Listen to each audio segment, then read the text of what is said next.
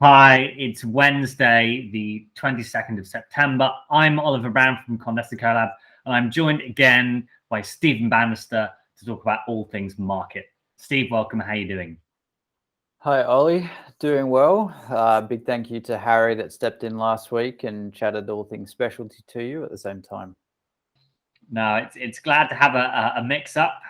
It's a great pleasure to have the team joining and giving different perspectives, and I think it's nice to see different sides of what we do and how we do it for those watching. So no, thanks for allowing the team to step in.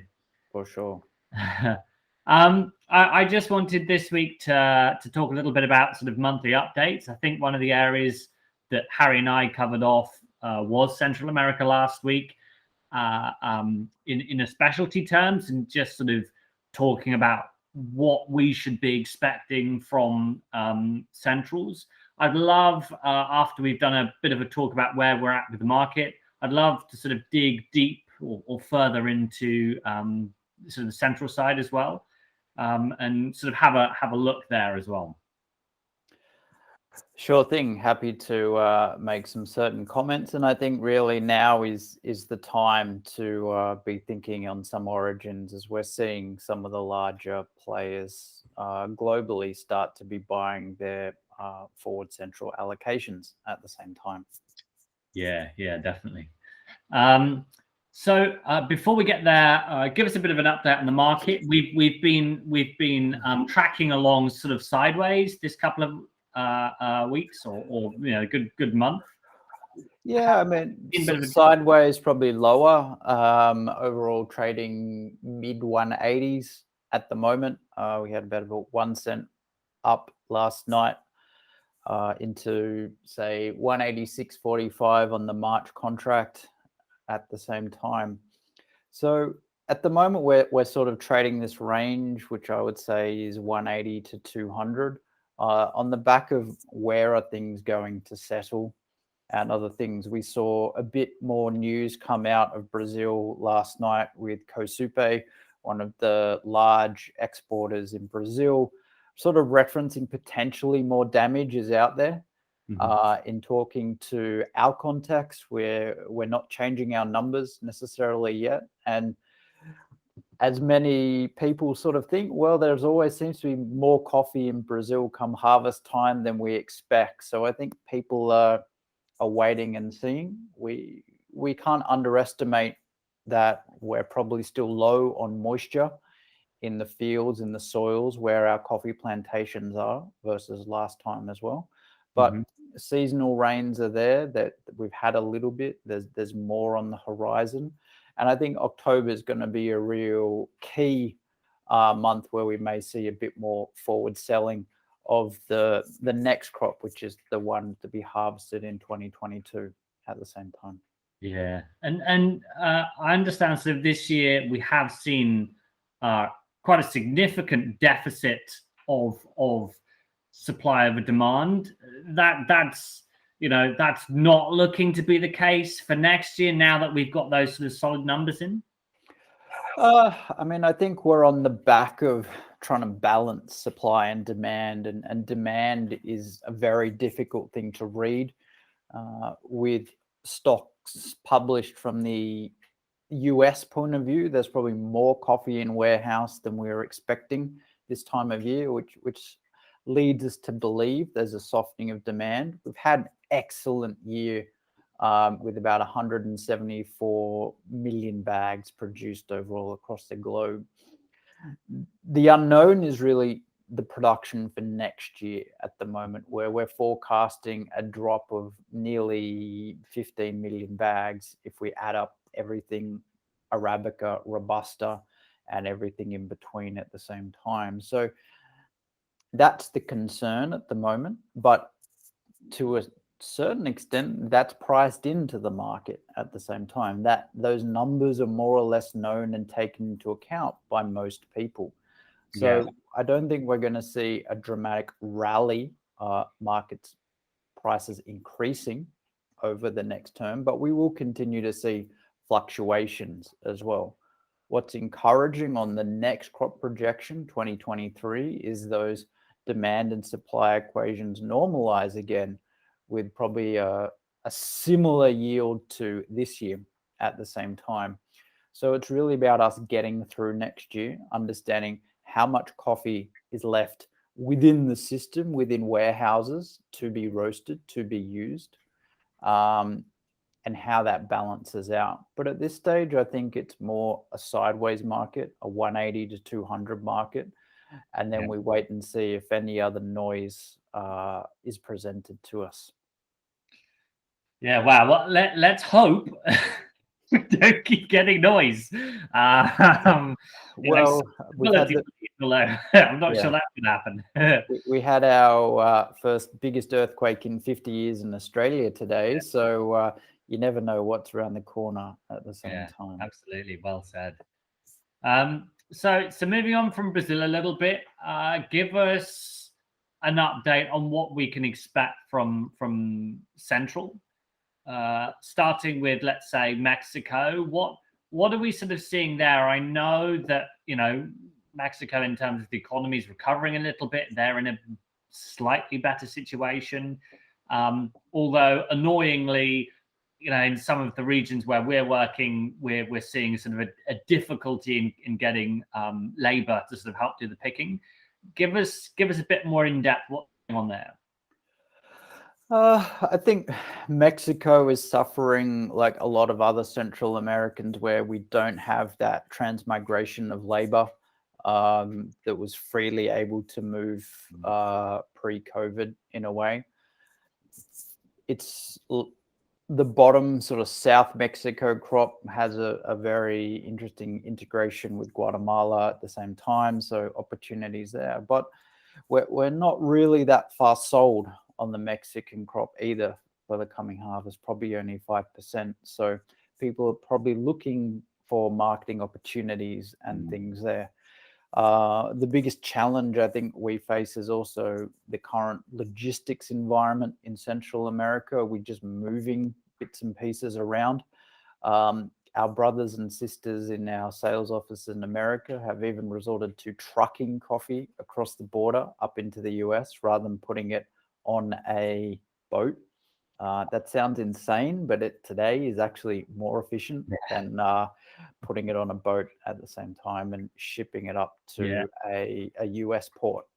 So that's quite dramatic. I think the other challenge that we're seeing out of Mexico, where our lovely friends Descamex are, our decaffeination partner, is just the pipeline of people that are waiting for decaf coffee at the same time. So I think our next opportunity to buy coffee is for January or February shipment at the same time. So they've got a full pipeline there. We're continuing to look at buying into our decaffeination offerings through for 2022 first half at the moment. But definitely, I think it's almost time to be thinking decaffeination at the same time because supply is going to be tricky.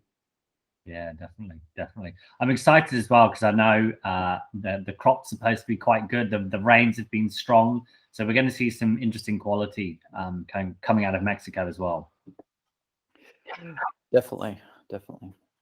One to keep a close eye on. Moving from Mexico, Honduras is also quite interesting at the moment. And again, it was really interesting when we were chatting earlier in the week, Steve, the conversations around rains. And what I found so interesting, and I hadn't thought about it at the time, is, they've been having very favorable rains as well. And the weather's been coming off the other side of instead of the Pacific, they're getting the Atlantic warmer rains. And that's been working very well for their crop as well. Give us an insight into some of the challenges that we're seeing from Honduras. Well, if you discount weather and including hurricanes and everything that have gone through Honduras this year, I think they've done an amazing job producing nearly 6 million bags of coffee and probably maybe slightly less than that into next year at the same time.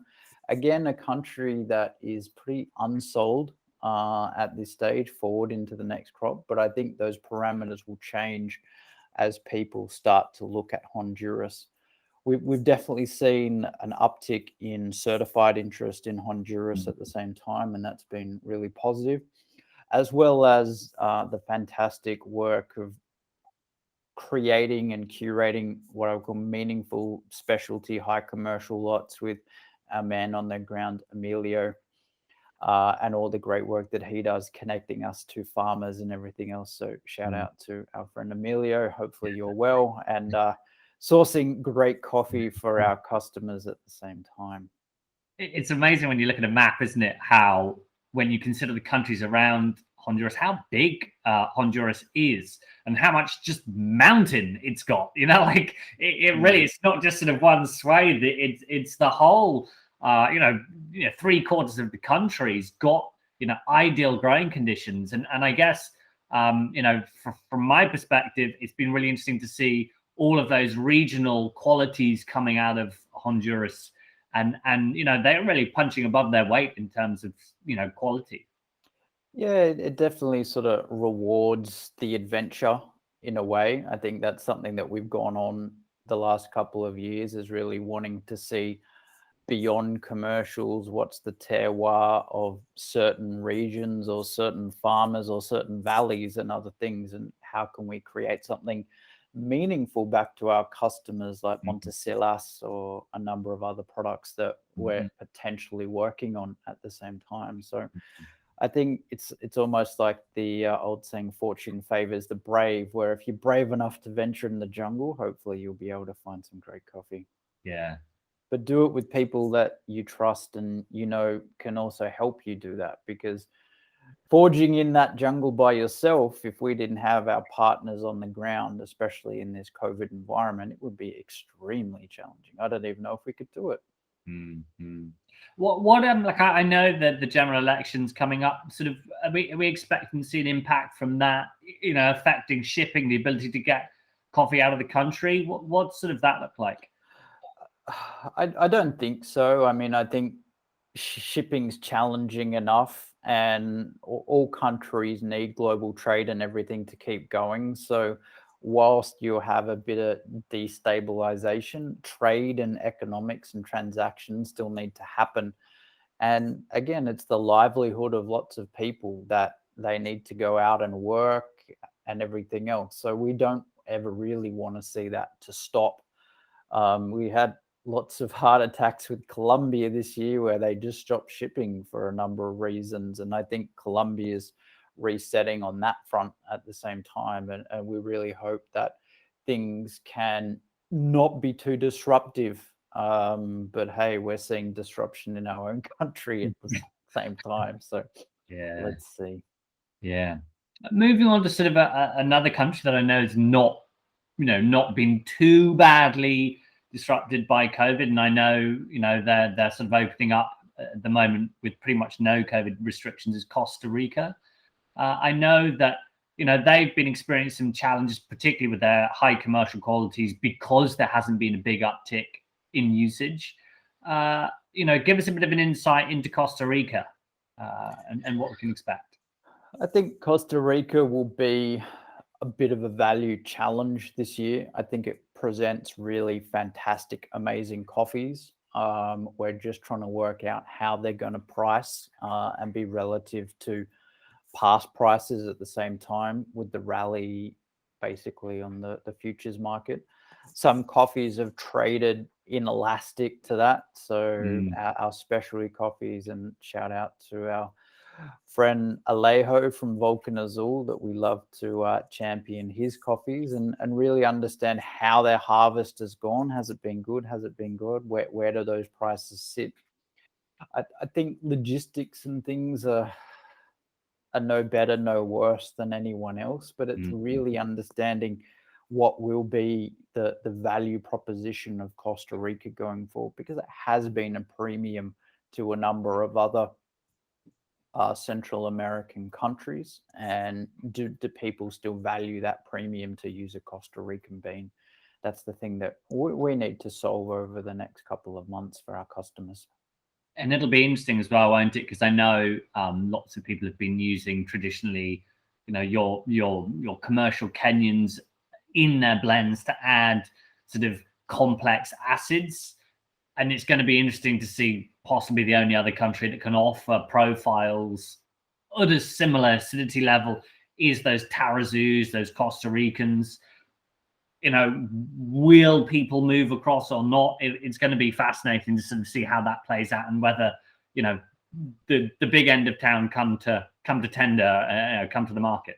Yeah, I mean, changing blend is difficult, but I think where people have gone away from Costa to Kenya now, Kenya's not presenting as much of a value proposition on the commercial lines as it did a season or two ago at the same time. So really that opportunity is up for debate, or creating that idea of a basket blend where you use certain things for acidity and certain things for body, and you have almost like a seasonal changing, yearly changing recipe depending on what acidity or what body you want to bring into that.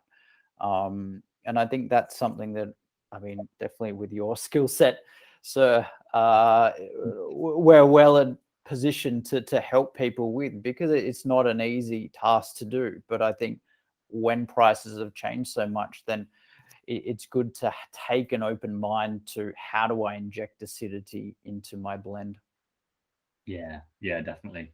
One to watch, and I think I love Costa Rica as a country. I love working with the coffee, and it'd be interesting to see how our customers work in that space. From Costa Rica, we go to Guatemala. I think this is a country that's always been sort of quite challenging. We don't see as much of it here because so much of it does go up to the US. But sort of give us an idea of how Guatemala is going, and what we're going to see there. I know they're experiencing labor challenges. So far, we haven't seen too much change from this year's crop. In a way, in prices, we saw a bit of a jump from last year to this year, and I think that will continue, presenting a little bit of value versus a Colombian price, I would say, today. But also, I think Guatemala as well, I'll probably jump the gun and say Nicaragua. We're starting to see a bit of shopping by the larger roasters. So again, if people are looking for coffee to come in Q1, I would definitely be thinking about those sort of countries now, to get it into their mix and their rotation. Because for us, on a logistics point of view, we're planning November, December now. So unless we're there putting our bookings in, we're not going to get those freight slots to get out. And on freight, I know that we've been experiencing some increase in freight specifically from Guatemala. What sort of impact is that having? It's definitely having a few cents a pound on the price, as shipping rates have doubled, tripled in some instances. I don't think we've seen the magnitude of price increases that destinations like the US or Europe have seen, but we're definitely seeing a reduction in services pushing containers to Australia. That's generally because Australia, we're not having enough exports at the moment to push those containers back out into the circulation at the same time. So it's a bit of a large moving position in a way. And that's why, again, we want to be as organized as we can be to get the right slots. And if we're there, we're working with our shipment partners, we can get things for the right price. If we have to come in last minute and get space, then that's a very, very expensive thing to do at the moment. The forecast we're seeing is really maybe a reduction into Q2 next year, but even Q1 is looking still pretty bumpy at this stage. Yeah, everyone's going to be factoring that into their books to make sure they're not caught out, I think.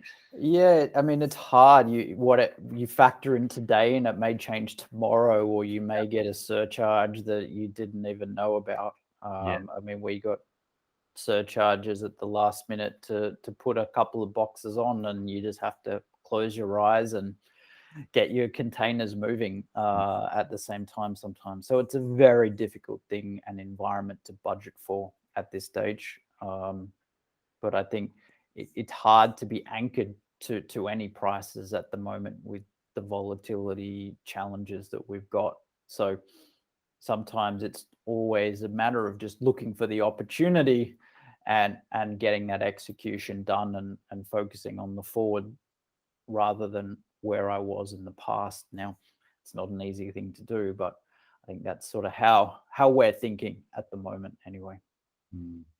Yeah, definitely. You mentioned a little bit earlier Nicaragua. Are people coming to the market already with Nicaragua? Where's Nicaragua looking? I know traditionally people have gone to Nicaragua as sort of alternatives to Costa Rica and, consistent producer of fully washed coffees. Well, here's some scary numbers for you. Honduras, we think, is between 5 and 15% sold. Costa Rica, between 40 and 30% sold. Guatemala, between 10 and 20% sold. Nicaragua, it could be up to 70% sold already. Yeah. And we had challenges trying to buy Q1 this year, and we're buying some already. But I think in terms of ensuring you can get the access to lot selection, it's a matter of really understanding the parameters and knowing them and working with us to help you get those at the same time, because waiting and potentially this is going to be a challenging origin if you just expect it to be there in the spot market. At the same time, it may not be there. So I'd really be focused on thinking about procurement for Nicaragua. And again, they are perfectly capable of doing regional qualities and the full spectrum. So yeah, good to think on that ahead of time for sure. Definitely. Sort of rounding out, let's go to our old friend El Salvador. I know they're really facing some real difficulties with sort of the economy and the lockdowns had a huge impact on them as a country. How are they going in terms of coffee production and what's their crop looking like this year?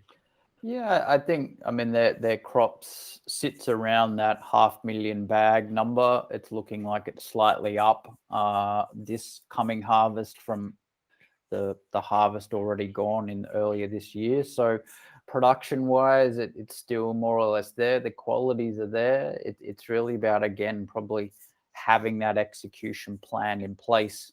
I probably can't stress that enough as we work on so many challenges, but I think the quality will be there. It'll just depend on looking at only the commercials or looking further down into regional or farm specific lots at the same time. I've been encouraged by comments to potentially get access to a lot more farms this year from our team on the ground. So that could be something we may look at as we go into probably November at the same time. And again, if anyone out there is looking for L cells, happy to definitely put our 2 cents in of where you should be and create and define flavor profiles or expectations now, because that's what virtual sourcing is to us, is about really communicating from the roaster, from the customer, all the way down to the farmer, the producer, the exporter, and making that known. So the coffee that they're working on has really got a strong brief. Yeah, definitely. And I think as well, they're another country that's been impacted by the labor shortages and getting people picking. So, the more we can give our partners the headspace that, yeah, look, we've got offers, the more they can plan and get everything in place ahead of time to make sure. I think especially from a higher commercial point of view, because if we're going to have labor shortages, we may see instances of strip picking or one picking where they just pick the whole farm. Then we'll see a lot more of a challenging environment for the commercials, or because of the higher base price now, people aren't wanting to go and do the work, so they're just going to push everything through the commercial channels because that's what they're faced. And I think that's a challenge across all of Central America for the coming crop at the same time. So again, working openly, transparently from the beginning will enable that picking process and segregation process to be much more effective rather than expecting lots to be segregated. Yeah, definitely. Harry and I were touching on that last week a little bit about the idea that because it's so, producers are getting such good money just for exactly as you say, doing the strip pick, they're not bothering not all of them are bothering to make that go that extra mile to do that specialty quality. So again, if you want it, you've got to make sure you're getting in there early and connecting to your producer and making sure that you've got your hand up and willing to support. And at least setting the expectation so we can communicate that. I mean, communication is the key, as we know. Yeah, absolutely. Steve, thanks very much for that. We've whipped through Central there, and I think given a good insight for those listening, what to expect, and as you say, to start planning as much as possible. Really appreciate your insights again this week, and thank you very much. My pleasure, Ollie. As my sign at the back this week says, caffeine and dreams. So that's what it's all about. And take care, everyone. Please reach out, subscribe, ask questions, do what you need to do. Would love to hear from you. Thank you. Bye-bye. Thanks, Steve. Bye.